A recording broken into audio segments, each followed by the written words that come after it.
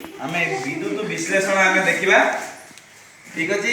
विद्युत विश्लेषण रे हमर जो व्यवस्था एठी करा जायछि सेतिरे प्रथमे आमे कोन नबा एसिडिफाइड वाटर ताले आमे जल नबा। जल नै कि सेतिरे 2-4 बुंदा आमे एठी सल्फ्यूरिक एसिड पकेबा जा फल रे जलटी वर्तमान अम्लीकृत हे गला। ओके धरि पाइला कि नहीं जल रे अम्ल मिसा हेले ताला अम्लीकृत जल हैला।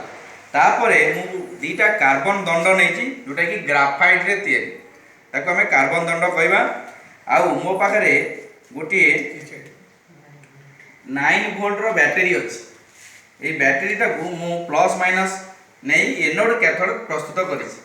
जोटा माइनस विद्युत अग्र सहित लागिला ताको हमें कैथोड बोली कहबा। आ जोटा युक्त विद्युत अग्र सहित लागिला ताको एनोड बोली कहबा। एतिके हमें बुझिली। वर्तमान मोर सिस्टम टी प्रस्तुत हो जाय। एई विद्युत विश्लेषण काहे के होची ना जेतबेले आमे अम्लीकृत जल कले एठी कोन हबो ना जलटी भांगी जाय कि 2H+ आउ O- आयन रे परिणत हो।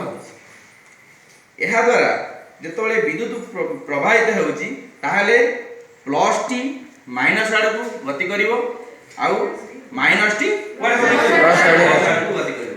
एहा द्वारा आमे लक्ष्य करि परिबा दुईटी गैस बुदबुद आकार रे वेरी क्लोज बुदबुद आकार रे एटी बाहर द्वारा समस्त लक्ष्य करि परिबा।